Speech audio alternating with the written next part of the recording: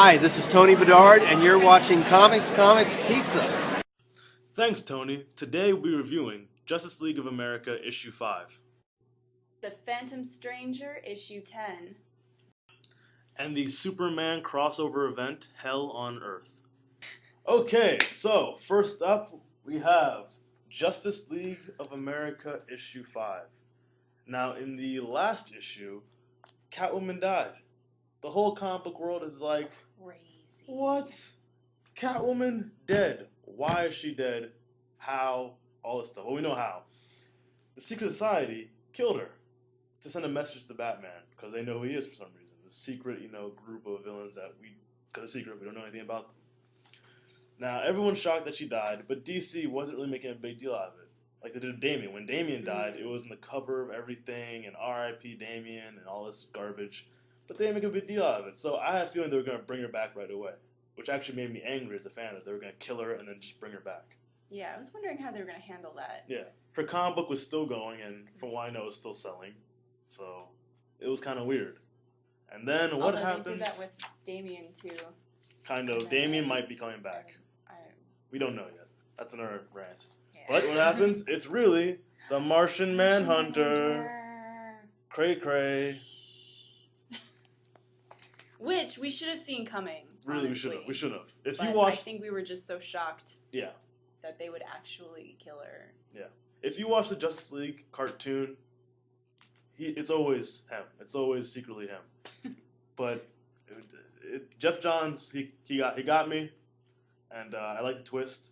I love the fact that the Green Lantern is finally on the team. Mm-hmm. After 4 issues of him being on the cover but never actually being in the damn book, he's finally on the team and talking about being on the team. So that's good. We find out a little more about this group, but also raise more questions about the Secret Society, about the leader. So that's another problem. Dr. Light is now introduced into the New 52 with his powers, but he doesn't know how to control his powers.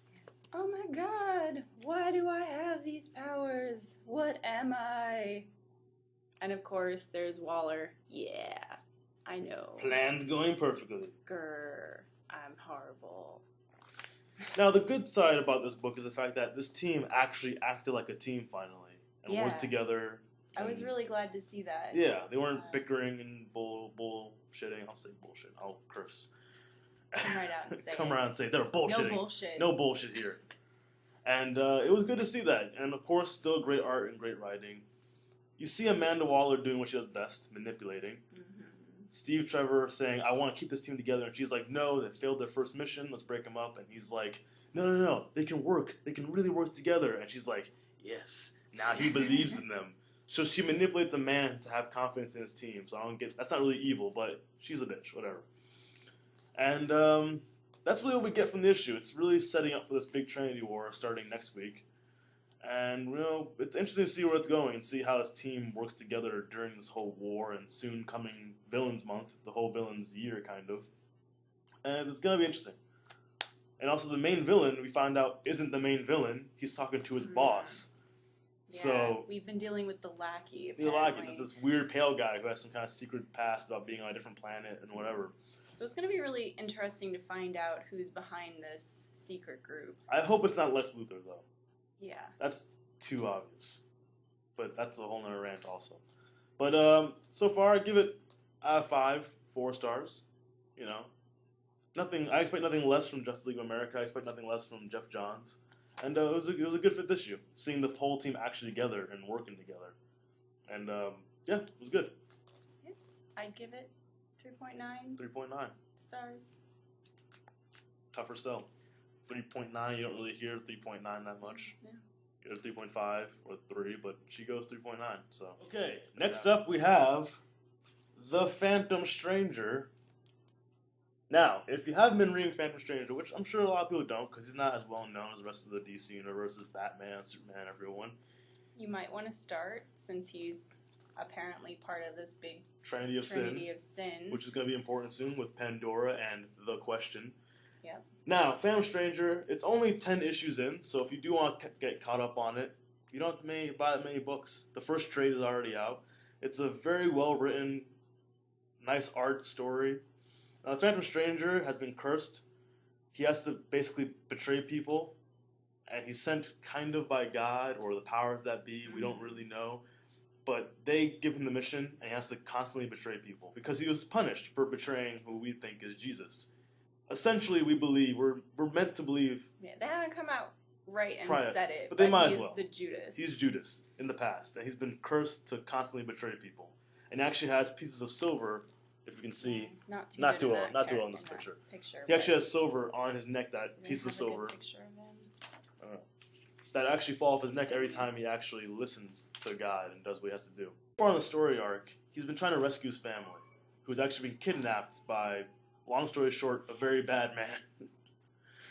And they were actually sent to hell, which is pretty dark for a DC comic book, a mainstream DC comic book. They were sent to hell. So a stranger actually goes to hell, rescues them, but instead of going back to Earth, they actually go to heaven, because they're meant to be dead in the first place. They were never meant to live, his family. And he goes to heaven, and God, or whoever this dog form is, yes, the power that be that helps the Phantom Stranger, wanders around as a little dog. He likes to be a dog. That's just what he prefers. Very cute. Very cute. So he takes him to heaven and says, you can take one soul back to Earth. And he's out of his 3 family, right? Yeah. Three family members. He gets to pick one. Daughter, son, wife. And he's kind of like, what the F? How do you decide that? I don't want to pick from my family who's more important to go back to Earth and live and have a normal life and everything. It's a terrible decision. It actually gets very angry at this God figure. And he says, listen, I get you're angry, but don't forget who I am and where we are. I can't fuck you up, basically. So it's kind of like he always wants to really get pissed off angry. And the Phantom Stranger is very powerful. He's a very powerful figure in the DC universe. People do fear him. They don't want to mess with him because he's cosmically powerful and mystically powerful. And it's very difficult for him because he's constantly put in these situations where he's just being punished, which technically he's supposed to be punished constantly. That's his thing. But he's been doing this for thousands of years, you know? He really is punished every day of his life. So finally he goes to find his family in heaven, which he has to go find his family in heaven. They're not right in front of him. He has to go through all these hoops to actually find his family. And he has a choice. Take his family. After he found them in hell. Yeah. He has to go through it again in heaven. Basically, not as violent, obviously, because you're in heaven. But after he finds his family, he has a choice. Get one of his family members, or save the babysitter who died protecting the kids when the family was kidnapped in the first place. So his family basically says, listen, we're in heaven, we're happy, you don't need... We're supposed to be... Yeah. So we don't need to save us anymore. He's kind of like... Now I don't know what to do. Yeah. So now the Phantom Stranger, after all his years of being sad, finally found happiness in his life. And for I think maybe a year or so, actually had a family. Now it's all gone. It's all gone. He's lost everything. He saves the babysitter that helped his family in the beginning of the story. And he just kind of feels lost right now. And the writing is very well done, and you constantly feel bad for the Phantom Stranger. You constantly feel like, man, I wish he could just get a break once in the book. So this story is really the conclusion to the arc that's been happening the past 5 or so issues in Phantom Stranger. And I love the ending. It's what you expect. It's sad. I'm not saying it's a sad book, but it is a sad book. It's not depressing, but it is sad. It's well written, fun action, you know. A lot of twists and turns you don't see coming, but it's sad. And I don't know when things are going to get better for this character, who we thought was Phil Stark, his real name, but really, we don't know his real name other than possibly Judas. But he's the Stranger. He's betrayed tons of people. He has to keep doing it over and over again. That's his curse. So it's a good time to get into the Phantom Stranger, because right before Trinity War, I think it's a great book to pick up. I really think you should. And this issue particularly, I'll give 3.5. I'll give 3.5. Not going 4 stars. Okay. Not 3.9? Not 3.9. 3.5. 3.5. 3.5 stars. Very strong. Can't wait to see where the story leads with the Question, why the Question hates him in the first place. Because the Trinity of Sin is supposed to be the Question, Pandora, and Phantom Stranger. But they all hate each other terribly. They can't stand. They always try and kill each other. They're always at each other's throats. Which you think they should be trying to work together to get the curse lifted or something. Right. But they're not. So that's how I feel about it. We'll see what happens with the Trinity War. It could change everything. It actually is supposed to change everything. So you don't know. Yeah. I thought it was really good. Not too thrilled with the story arc, but I guess they had to do something with his family because eventually that would have fallen apart. Yeah. And he feels pretty okay about it overall. He's like, I've met people in the thousands of years that I've been traveling, and I've had good things, I've had bad things, and this is just the end of another thing, basically. I did like that. It's kind of like a vampire thing where it's like, I've seen so much, done so much, this is just another bump in the road. Which doesn't take away from the fact that he's hurting, but it's kind of like how he deals with the pain. Right. You get to really see that side of him. Yeah. Which you haven't seen until now. Yeah. I mean, you've known that he's a stranger, and we've done the flashbacks to other points of his life. Wandering the earth, listening to voices. So a couple thousand years. A couple thousand years he's been dealing with this crap. Around. So, of course, he's going to meet people and fall in love, have a life. Yeah, and have to betray them. And for all we know, he has tons of kids. We don't really know. We have no idea. And he never knows who he has to betray until the voice tells him. Yeah. Basically until, hey, by the way, you're supposed to betray him. Yeah. And it could be a bad person, which is good when it's a bad person, but sometimes it's a very innocent soul. The first issue, he actually betrays Raven, who, if you read Teen Titans, is part of Teen Titans, but he's the one who sent her to Trigon, and, it's a bad situation, but he just listens to the voice so he can get the silver off and finally have his soul be free, possibly die or whatever. Because sometimes you can tell he actually kind of wants to die. Sometimes you get this vibe that he's just tired. He's so tired of just having this aimless life that he kind of wants to die. That's what punishment is like. Yeah, that's the curse. That's the whole point of curse. But yes, so Phantom Stranger, if you haven't been picking it up, definitely pick it up. It's a really fun read. Kind of depressing. It's so fun. Just this one's kind of depressing. Kind of depressing. Because he loses his family. The other ones are Next good. Up, we have the Hell on Earth super crossover event. Yes. Now this event was to get people to read Superman, of course, which has been struggling when it comes to readers because the writing has been kind of off. Then you want to read Superboy, then Supergirl. Now I read this event not reading anything from the past. I haven't really read any Superman because I read the first issue of the first story arc and I didn't really like it at all. I haven't read any Superboy, any Supergirl. I don't know anything about their whole New 52 experience. Likewise. Yes. And I walked in this, kind of excited. I like the idea of the story. Basically, in this story, this man named Hell, H''E''L, he claims... Like Kal-El, it's yes. like H-L. Yes. He claims he was raised by Kal-El's parents, Jor-El and Laurel. Sort of raised. Sort of raised. He was adopted in a sense. Yeah. Like, kind of like a mentor. Like a mentor, yeah. Like a mentorship, yeah. And he says he considers them like family, and he considers Kal-El like family, and he was an astronaut, basically. He's the equivalent of an astronaut from Krypton. Of course, we don't know if any of this is true. He's a very sketchy character. We don't know where he's been these past, you kind of assume he's telling the truth. Yeah, there's a lot of... He's pretty shady. Very shady. Doesn't really say everything about other things. Yeah, so not a lot of detail in the stories. Until the end, you're kind of wondering, like, who is this guy really? Yeah. What is his deal? Now, problem is, he's kind of crazy. He's a tiny bit crazy. Tiny bit crazy. So his whole story right now is really him trying to find a way to save Krypton. Okay, you want to save Krypton. Sounds like a nice gesture. And Supergirl, who's kind of still traumatized after waking up in a world where her whole planet's destroyed. She's like in her 20s and she feels so lost. Finally, someone gets her. Finally, a pure Kryptonian gets her. With a plan. With the plan. Because she feels Clark or Kal-El or Superman, whatever you want to call him, he doesn't appreciate it because he's not from there. He's Earth. He's been raised on Earth and he doesn't really get it. Yeah. And she is really swayed by this Hell guy. She really thinks that he's the best and he has a perfect mindset. Mm-hmm. And Clark, which I love in this particular issue, he's very much like, hold on, I don't know you. I've met like 4 Kryptonians saying the same BS. I don't know you. Chill. I barely know my cousin. Just Just met this clone who's apparently a clone of me. Yeah, I have a Zod guy I gotta deal with. This guy's coming saying, oh yeah, you're practically like family, and I know your parents and blah blah blah, and you're like, he's not having that. He's not cool with that. He's like, few steps back. I've fallen for this trick before. Basically. So, which I like. It's a really practical way of viewing it.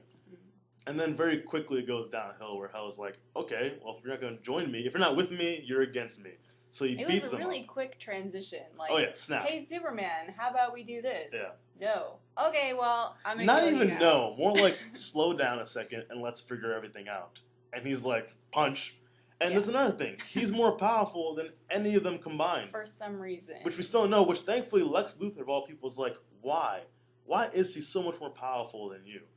These people really don't know each other yet. Superman really never met Superboy before. Superboy and Supergirl met, I think, once and wasn't good, obviously, because he's a clone. It's a clone. You mean nothing to me. And basically, to wrap it all up, in the end of the story, he was going. Hell was going to destroy Earth and the whole solar system to actually to go back in time and save Krypton. In order to power his ship to go back into time before Krypton exploded to try to save it. Yes. So, hey, I have an idea. Destroy the entire galaxy. When you get to that part of the story, you'd think everyone would be on the same page. No. But Supergirl. still, Supergirl's like, yeah, I still want to... Okay, Super annoying girl. It would have been nice if you told me beforehand that we were going to blow up Earth and the entire solar system. But you know what? We're saving Krypton, so I'll still go along with your plan. Yeah. Thanks. Well, she believed that they were taking energy from the sun, but not like literally the second to last book. She's like, oh, wait a minute. We're killing everyone? Oh, no, but we're going back in time. So it doesn't even matter because then we never did it. So they'll be fine. Hell's description is, but timey-wimey. Yeah, timey-wimey. I wouldn't have had to come to Earth and then blow up this. Earth to save Krypton because it will already have been saved. Yeah, duh. Which doesn't make any sense. It's but timey-wimey. If you're unfamiliar with time travel and how it works, you could believe that story. So it was fun. Yeah. But, so obviously... Which I like also, Superman says we can't do it by ourselves. So he gets the Justice League. He gets the Justice League and I really says... like that. Yeah, he's like, this is an event. I can't do it by myself. I need to fight this guy, but he's so powerful. He can manipulate reality practically. He can break up Superboy to like the actual core of his atoms and hurt him to a molecular level. Pretty much disintegrate him. Yeah, he's very powerful, which again, we don't know why. So he gets the whole league. And then Hell actually kicks him out of his own Fortress of Solitude. Bitch slaps him out of it. Banishes him from it. Yeah, so for like 4 issues, they're trying to actually get back inside and fight their way inside. And finally, this cosmic being who technically shouldn't exist, named the Oracle, comes up and is like, stop. Everything calm down. And tell Superman you have to stop Hell.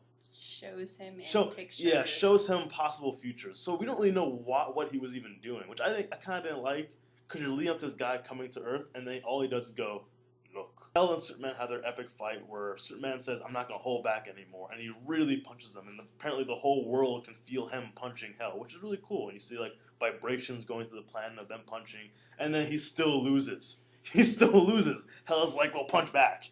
And Hell actually has bruises on his face, and he goes like, I'm going to save my planet. And at the last minute, Supergirl finally gets to her fucking senses after being annoying for a million issues, stabs him with kryptonite. Which doesn't kill him. No, only weakens him. Only weakens him. It's a full, like, rock of kryptonite shoved in his chest. Piece of kryptonite. It's shoved in his chest. And all it does is float away. He basically gets sucked into the little pockets of time that were being opened up in the first place. But thankfully, they actually destroyed the whole machine before it actually took all the energy from the sun. Wow. It still sent him back to Krypton. It's still sent him. That was a big shock at the end. It still actually sent him back in time. Sent him back in time to Krypton. As a full event, definitely epic. I give the event, I give it 4 stars. Yeah. Not a 5-star event. There's definitely events that are much better. But for a 4.2. Yeah, I give it 4 stars. Yeah. It's definitely worth the read. When the actual trade comes out, it's definitely worth buying the trade for sure. It'll be a nice trade to get. It is a 14-issue arc, so it's a lot of things. We got it on sale at a different store, so a little different. And it's good. Good. So that's our show, Comics, Comics, and Pizza. Thank you to everyone at Florida SuperCon this year for being so nice to us. And thank you for our viewers. And any comments you have, please, we're more than happy to read what you want to say. All right, thanks.